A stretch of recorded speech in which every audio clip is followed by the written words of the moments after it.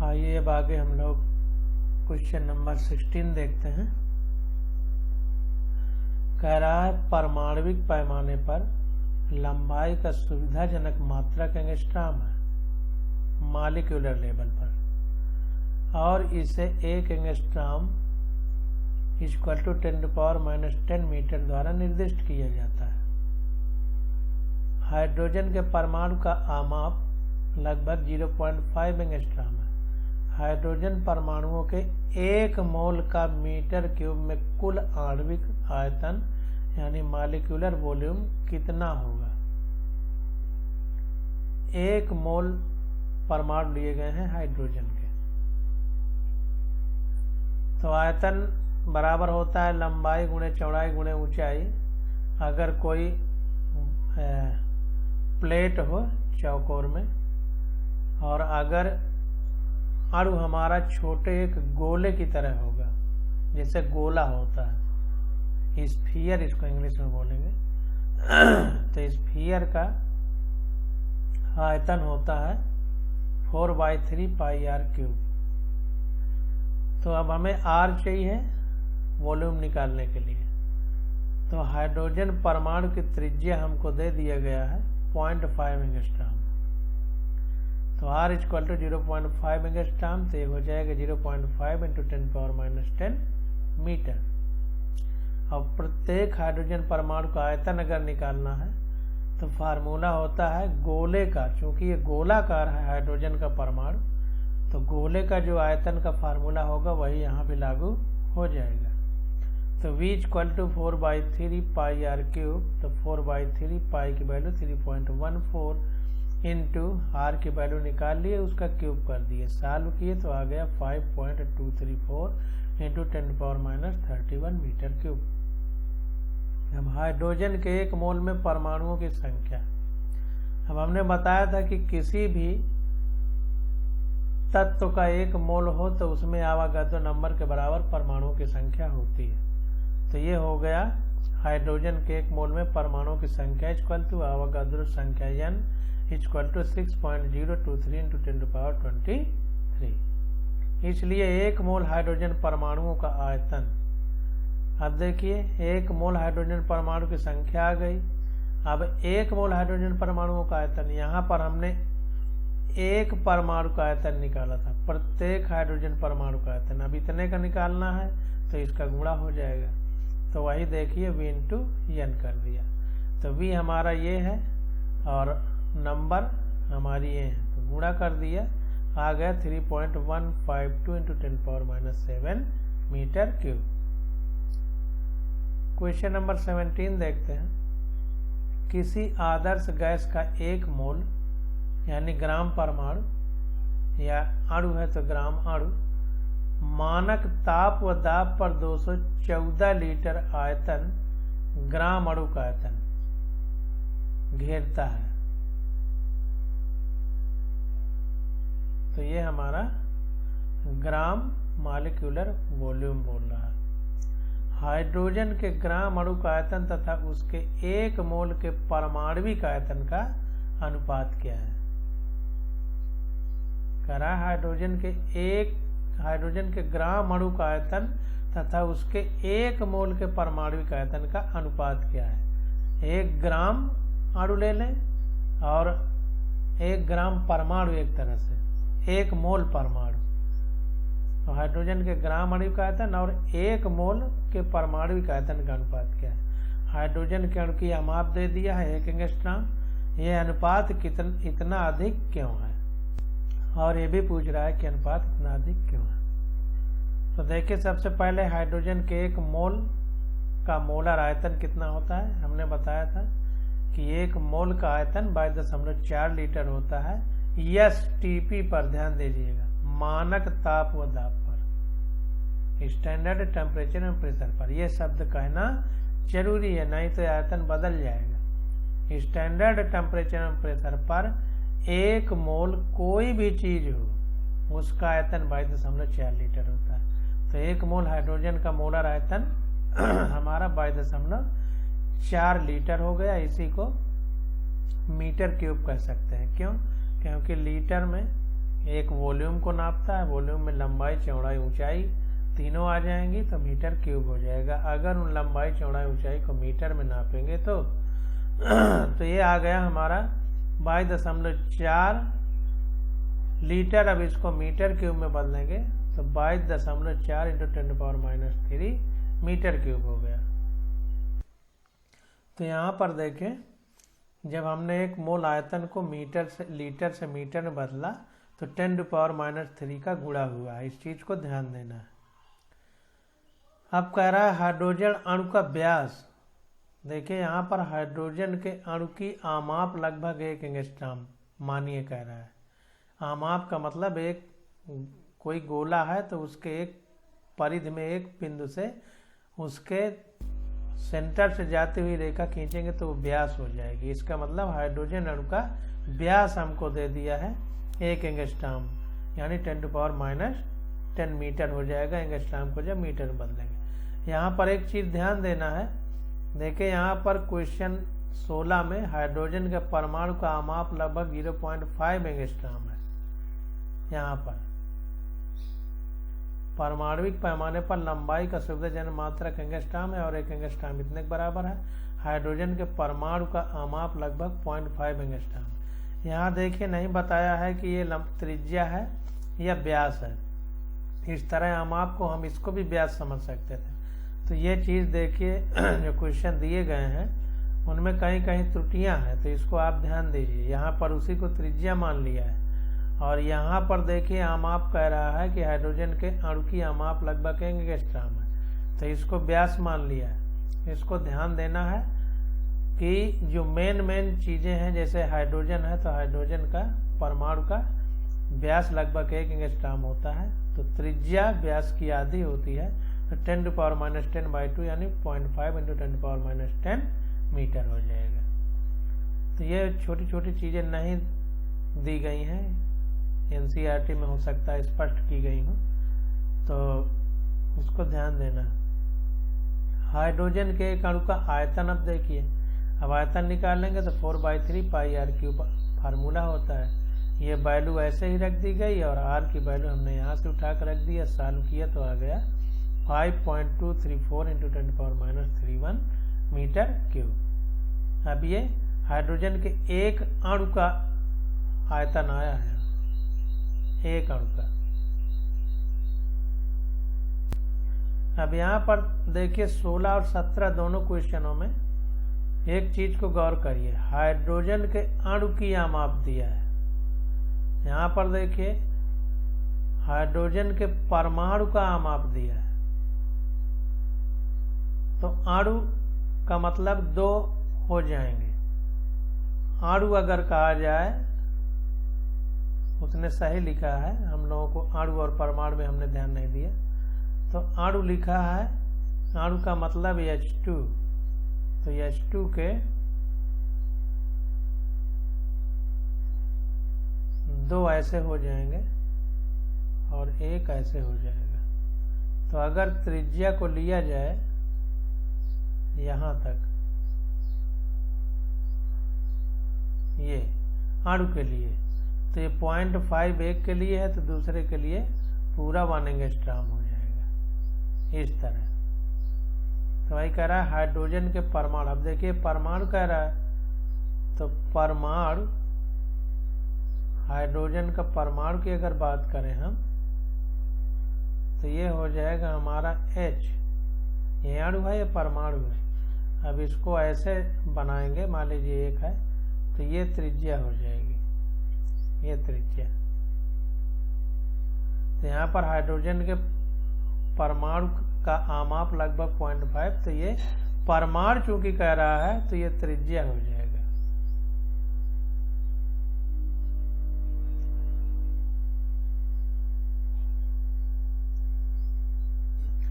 अब यहाँ पर देखिए 17 नंबर में क्या कह रहा है, हाइड्रोजन के अणु की आमाप, यानी 2 हैं, 2 हो गए, एक ये हो गया और इसी के बगल में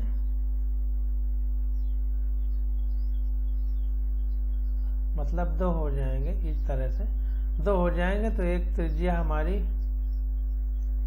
इसी के अगल बगल होंगे।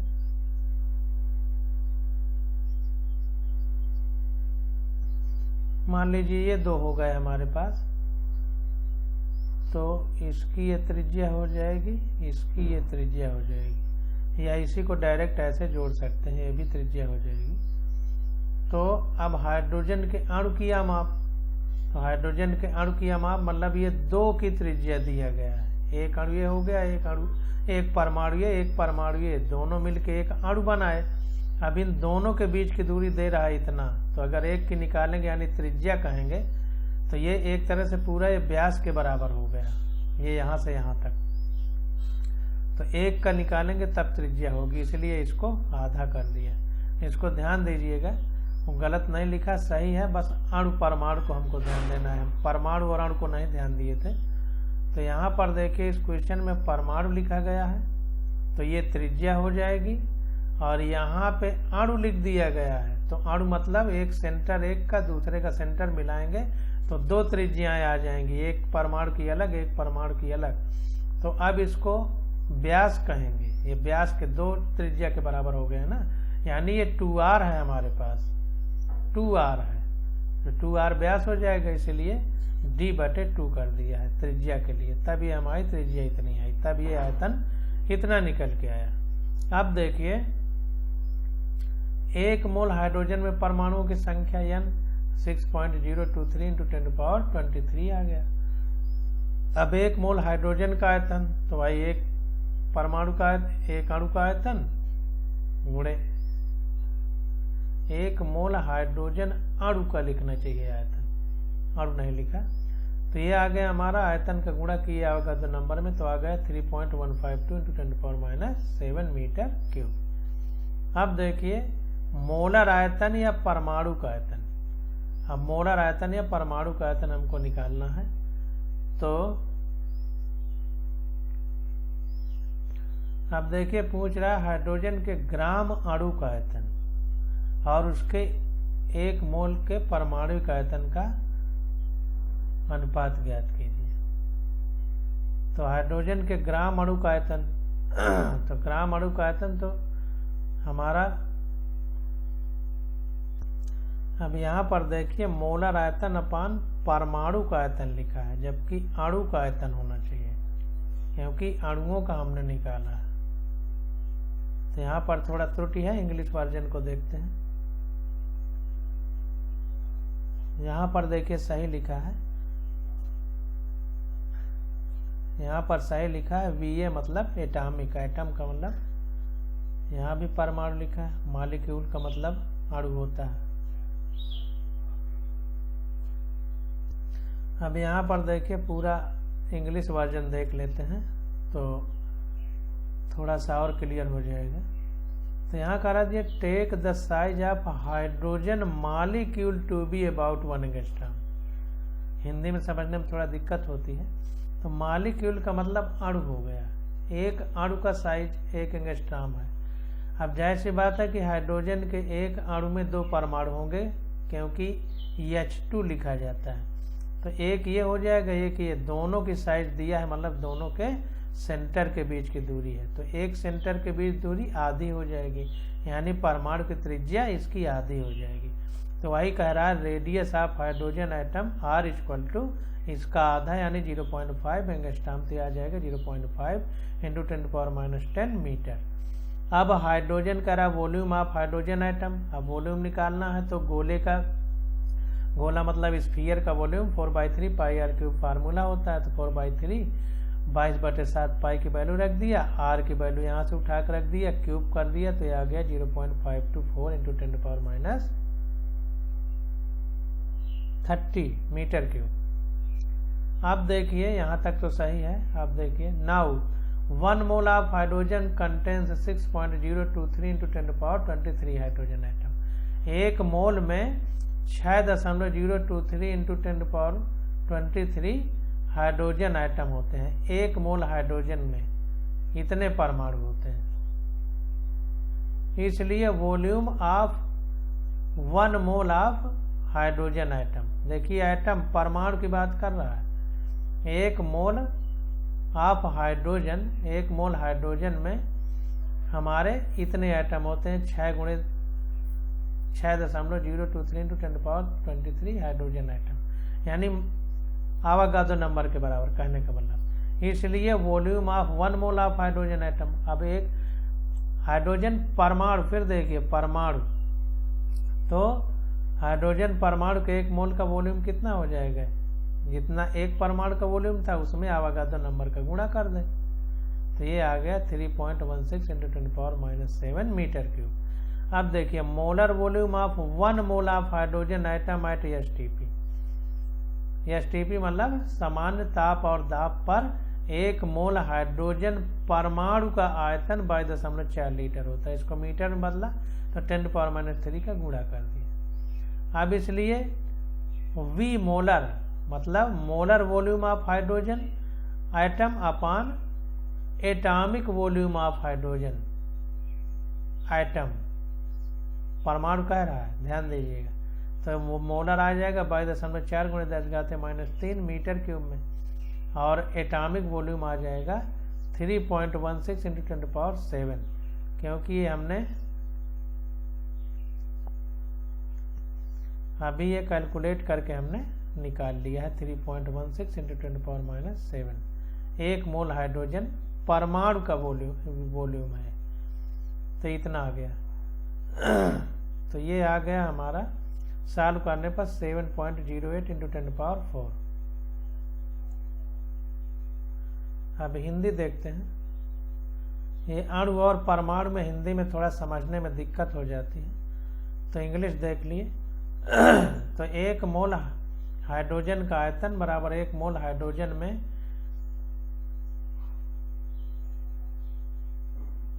अब देखें यहाँ पर फिर 1 मोल हाइड्रोजन में परमाणुओं की संख्या होना चाहिए इनटू हाइड्रोजन के एक अणु का आयतन।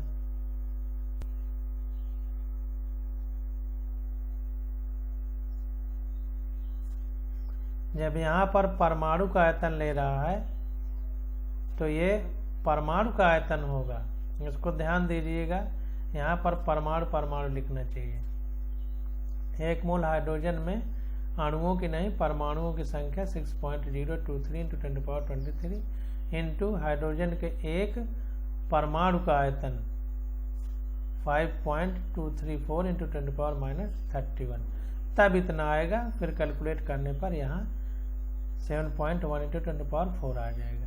यह अनुपात बहुत बड़ा है, जो प्रदर्शित करता है कि गैस के अणुओं के बीच का रिक्त स्थान गैस के अणुओं के आयतन से बहुत अधिक है। मतलब जो ये अनुपात इसलिए इतना आ रहा है 1 मोल आयतन हाइड्रोजन आयतन का परमाणु का आयतन से, क्योंकि परमाणु का आयतन जो है वो इतना है मीटर क्यूब में, जबकि मोलर आयतन इतना है, 1 मोल गैस का आयतन है।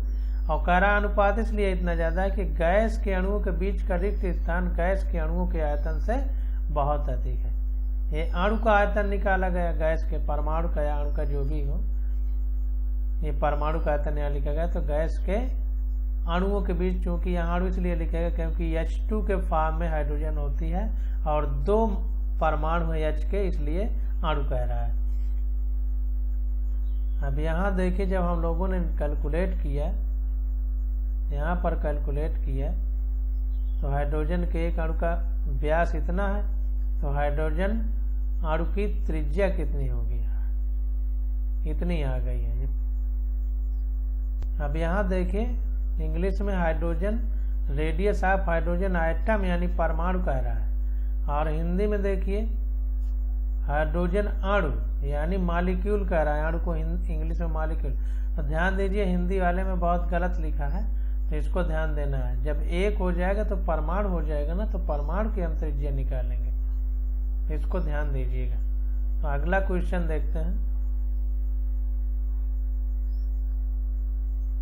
कह रहा है कि इस सामान्य प्रेक्षण की स्पष्ट व्याख्या कीजिए। यदि आप तीव्र गति से गतिमान किसी रेलगाड़ी की खिड़की से बाहर देखें तो समीप के पेड़, मकान आदि रेलगाड़ी की गति की विपरीत दिशा में तेजी से गति करते प्रतीत होते हैं, परंतु दूरस्थ पिंड जैसे पहाड़ियां, चंद्रमा, तारे आदि स्थिर प्रतीत होते हैं। वास्तव में क्योंकि आपको ज्ञात है कि आप चल रहे हैं, इसलिए ये दूरस्थ वस्तुएं आपको अपने साथ चलती हुई प्रतीत होती। वास्तव में ऐसा है। तो इसकी व्याख्या करना है कि क्यों चलते हुए प्रतीत होते हैं नजदीक वाले, दूर वाले स्थिर प्रतीत होते हैं। तो देखिए, वस्तु को आंख से मिलाने वाली रेखा, जिसको दृष्ट रेखा यानी लाइन ऑफ साइट कहते हैं, कहलाती है। तीव्र गति से चलने वाली ट्रेन के बाहर स्थित किसी वस्तु का आपेक्षिक वेग तीव्र होगा या धीमा, यह इस रेखा की कोणीय चाल पर निर्भर करता है। मतलब रिलेटिव वेलोसिटी या आपेक्षिक वेग कम होगा या ज्यादा, जो हमारी आंख से जिस वस्तु पर पड़ रही है, तो जो कोणीय चाल होगी, मतलब जैसे हम आगे जा रहे हैं जबकि पृथ्वी गोल है, तो मान लीजिए हमारी गाड़ी किसी कोण पे ही चल रही है, एकदम सीधे समांतर तो चल नहीं रही। या ये कह सकते हैं कि वो पेड़ एक जगह स्थिर है तो वो घुमावदार जो दिखाई देता है, तो हमारी ये आंख से उस पेड़ पर जो पहुंच रही है आंख वाली किरण, ये एक एंगल में घूम रही है, कोण में घूम रही है। तो वही कह रहा है कि तीव्र गति से चलने वाली ट्रेन के बाहर स्थित किसी वस्तु का अपेक्षिक वेग तीव्र होगा या धीमा, यह इस रेखा की कोणीय चाल पर निर्भर करता है।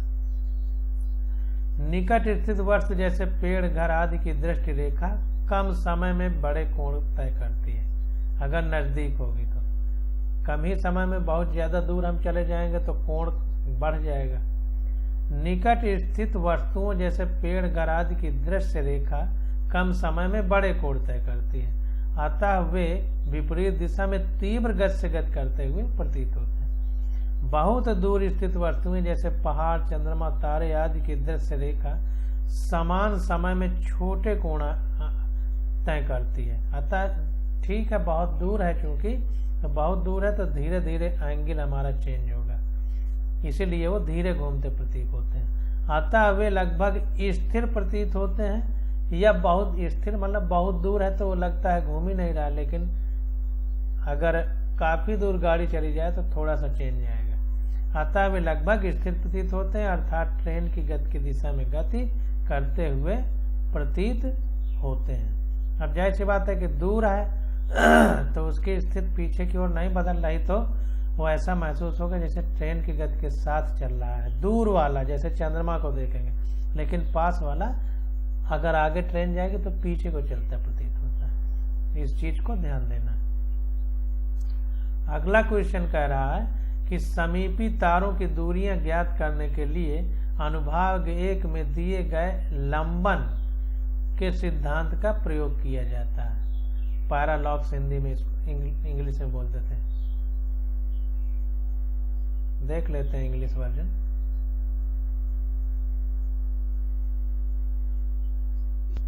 इंग्लिश में पैरालॉक्स बोलते हैं। तो कह रहा है समीपी तारों यानी जो समीप में तारे हैं, तारों की दूरियां ज्ञात करने के लिए अनुभाग 1 में दिए गए लंबन के सिद्धांत का प्रयोग किया जाता है। हमने पीछे बहुत सारे क्वेश्चन निकाले। सूर्य के पड़ता अपनी कक्षा में 6 महीनों के अंतराल पर पृथ्वी की अपनी 2 स्थानों को मिलाने वाली आधार रेखा AB है। अगर 6 महीने के बाद पृथ्वी की एक पोजीशन आज देखी जाए और 6 महीने बाद दूसरी देखी जाए तो दोनों को जो मिलाने वाली रेखा उसको AB कह रहा है। सूर्य के पड़ता अपनी कक्षा में 6 महीनों के अंतराल पर पृथ्वी की अपनी 2 स्थानों को मिलाने वाली आधार रेखा AB है। अर्थात आधार रेखा पृथ्वी की कक्षा के व्यास 3 × 10⁻11 मीटर के लगभग बराबर होगी। जाहिर सी बात है कि एक साल में पृथ्वी पूरा एक चक्कर लगा जाती है सूर्य के चारों ओर, तो अगर आज एक तरफ है तो 6 महीने बाद दूसरी तरफ चली जाएगी सूर्य के। तो इससे ये कह रहा है, मान लीजिए हमारा ये सूर्य है और ये पृथ्वी यहाँ पर है। अब एक साल में पूरा एक राउंड लगा देती है एक साल में, तो 6 महीने में यहाँ पर रहेगी ना, आधा राउंड लगा पाएगी तो यहाँ रहेगी। तो जाहिर सी बात है कि अगर हम इस रेखा को यहाँ से मिला दें ऐसे करके, तो ये पूरा जो है एक तरह से ये व्यास हो जाएगा जो हमारा एक सर्किल बनेगा, वृत्त बनेगा पृथ्वी के घूमने का, उसका ये व्यास हो जाएगा। तो वही बात वो कह रहा है कि अर्थात आधार रेखा पृथ्वी की कक्षा के व्यास यानी लगभग 3×10⁻11 मीटर के लगभग बराबर है। लेकिन चूंकि निकटतम तारे भी इतने अधिक दूर हैं कि इतनी लंबी आधार रेखा होने पर भी वे चाप के केवल 1 सेकंड की कोटि का लंबन प्रदर्शित करते हैं। अब चूंकि वो इतनी ज़्यादा दूरी है कि अगर वृत्त का चाप खींचा जाए तो लगभग 1 सेकंड की ही कोटि का लंबन यानी पैरालॉक्स प्रकट करते हैं।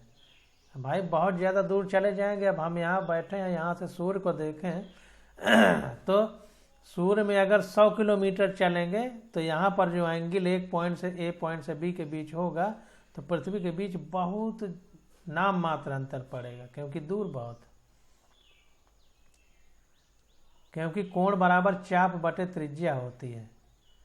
तो अब चूंकि त्रिज्या हमारी कोण बराबर चाप बटे त्रिज्या, तो चाप जो है 100 मीटर इतने बड़े सूरज के लिए कोई मायने नहीं रखता, इसलिए थीटा में उतना ज़्यादा परिवर्तन नहीं होगा।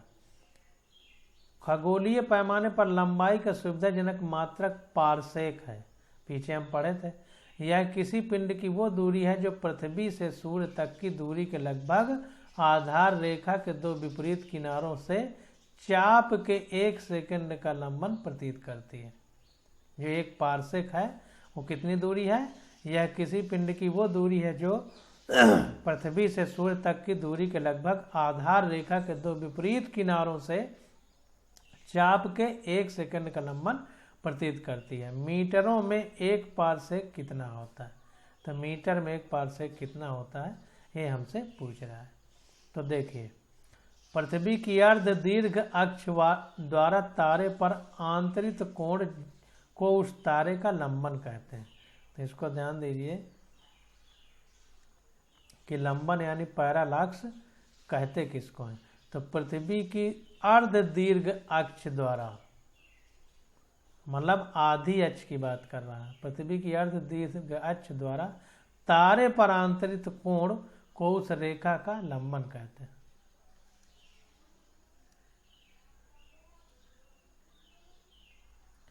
आधी अक्ष की आधी लंबाई की बात कर रहा है।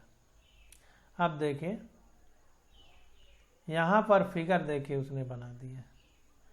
फिगर ये बनाया है कि मान लीजिए सूरज इस जगह पे है और पृथ्वी ऐसे चक्कर लगा रहे। पृथ्वी देखिए वृत्त, सूरज एकदम केंद्र पर नहीं है, ध्यान दीजिएगा, केंद्र पर नहीं है, इसलिए जो पृथ्वी है वो अंडाकार कक्षा में चक्कर लगा रही है, ना कि वृत्ताकार कक्षा में। इसको ध्यान देना। तो इसलिए सन है और सेंटर को यहाँ माना। तो अब ये हमारी पृथ्वी ऐसे चक्कर लगा रही है, तो पूरी लाइन को मिलाएं, इसी को क्वेश्चन में ए बी कहा है।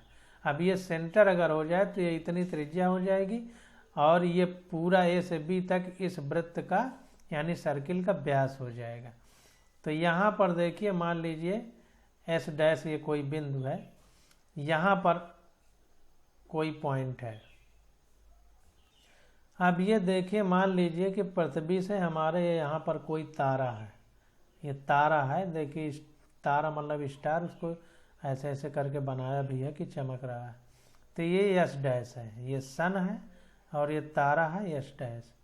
तो अब ये देखिए ए बी हमारी ए और बी इसको कह रहा है पूरे को, जिसको ए बी कह रहे हैं, ये आधार रेखा हो गई बेस लाइन बराबर पृथ्वी की कक्षा का व्यास। अब ये पृथ्वी ऐसे ऐसे चक्कर लगा रहा है यहाँ से यहाँ तक, अगर ये वृत्ताकार में घूमती तो ये व्यास हो जाता पृथ्वी का। तो वही कह रहा है पृथ्वी की कक्षा का व्यास। पृथ्वी की एक कक्षा है जिसमें पृथ्वी चक्कर लगा रही है, यहाँ पर कोई तारा है। अब लंबन कोण थीटा बराबर कितना होगा? तो यहाँ पर देखिए लंबन कोण थीटा बराबर 1 सेकंड लिखा है, बराबर हो जाएगा 1 मिनट में 60 सेकंड होते हैं, तो 1 सेकंड 1/60 मिनट के बराबर होगा। तो 1 सेकंड बराबर 1/60 मिनट लिख दिया, बराबर 1 डिग्री/60 × 60। अब मिनट को अगर हम इसमें रेडियन में चेंज करेंगे, कोण को थीटा को जो एंगल है डिग्री से रेडियन में चेंज करेंगे, तो चूंकि सेकंड दिया है यहाँ पर देखिए सेकंड में दिया है,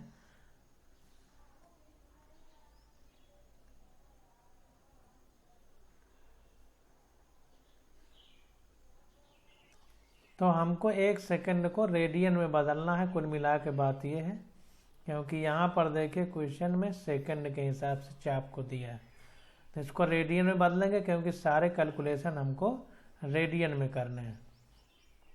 तो यहाँ पर देखिए 1 सेकंड को रेडियन में बदलना है, तो 1/60 मिनट कर दिया, और 1 सेकंड बराबर 1/60 मिनट बराबर 1 डिग्री अपान 60 × 60। 2 बार 60 × 60 इसलिए किया क्योंकि 1 घंटे में 60 मिनट होते हैं और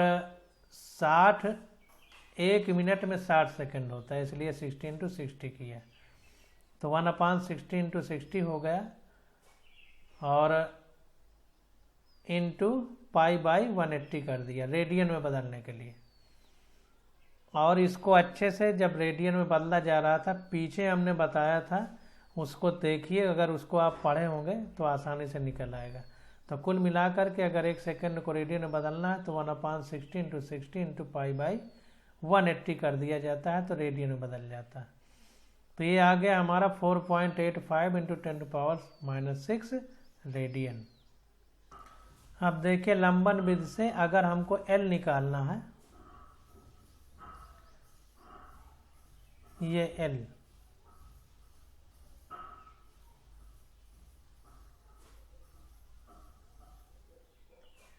हमारी ये हो जाएगी L। तो कोण बराबर चाप बटे त्रिज्या होता है। तो देखिए कोण बराबर चाप बटे त्रिज्या होती है। अगर ये कोण है हमारा, तो अगर ये सर्किल बनाया जाए पूरा, तो ये चाप हो जाएगा। तो ए बी हमारा, या इसी को बी कह रहा है तो बी लिख सकते हैं, तो बी अपान स्मॉल बी अपान एल या ए बी अपान एल हो जाएगा। ये पूरे सर्किल की त्रिज्या ये हो जाएगी। अगर ऐसे सर्किल बनाया जाए तो ये चाप हो जाएगा, और ये इस पूरे सर्किल की, यानी जो वृत्त ऐसे बनाया जा रहा है उसकी ये त्रिज्या हो जाएगी। तो अब कोण ये पूरा ले रहा है, तो ये इतना थीटा, ये इतना थीटा, तो 2 थीटा बराबर ए बी अपान एल, यानी एल बराबर ए बी अपान 2 थीटा या स्मॉल बी अपान 2 थीटा, क्योंकि ए बी को स्मॉल बी कह रहा है। तो यही चीज़ देखिए यहाँ पर लिखी हुई है, एल बराबर बी अपान 2 थीटा। अब बी की वैल्यू हमको क्वेश्चन में दे दिया है, बी यानी ये दूरी दे दी गई है, बी ये वाली दूरी हमको पृथ्वी का ये दे दिया गया है व्यास के बराबर लगभग। तो ये वैल्यू रख देंगे बी की, ये वैल्यू रख दिया 2 थीटा, 2 इंटू रेडियन में हमने वैल्यू निकाल लिया है 1 सेकंड का, तो ये आ गया 2 इंटू 4.85 इंटू 10⁻⁻6, सॉल्व करने पे आ गया 3.08 इंटू 10⁻16 मीटर। तो 1 पारसेक बराबर 3.08 इंटू 10⁻16 मीटर हो जाएगा। अगला क्वेश्चन देखते हैं। हमारे सौर परिवार से निकटतम तारा 4.28 प्रकाश वर्ष दूर है, पारसेक में यह दूरी कितनी है?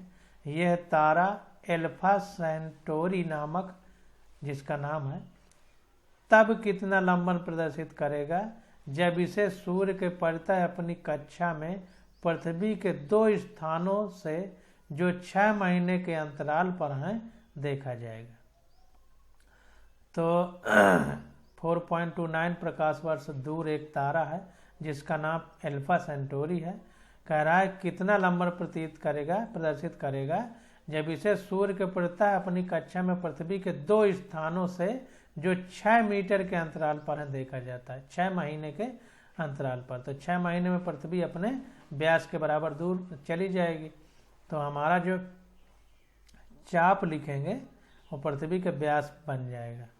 तो देखिए निकटतम तारे की दूरी 4.29 लाइट ईयर है। अब लाइट ईयर को मीटर में बदलेंगे तो 1 लाइट ईयर बराबर 9.46 इंटू 10⁻15 मीटर होता है, पीछे निकाल चुके हैं। तो इतने का गुणा कर दिया तो ये मीटर में बदल गया, इतना लाइट ईयर। अब ये बराबर हो गया हमारा, अब पारसेक में बदलेंगे तो 1 मीटर बराबर, अब यहाँ पर देखिए ऊपर ही हमने सॉल्व किया, 1 पारसेक बराबर 3.08 × 10⁻16 मीटर, तो 1 मीटर बराबर इतने का भाग दे देंगे। तो यहाँ पर देखिए इतने का भाग दे दिया गया तो ये मीटर पारसेक में बदल गया, क्योंकि 1 पारसेक बराबर 3.08 × 10⁻16 मीटर होता है। तो ये आ गया हमारा 1.318 पारसेक, यानी लगभग 1.32 पारसेक इसका आंसर हो जाएगा। अब आज यहीं तक, अब अगले लेक्चर में हम लोग 21 से शुरुआत करेंगे।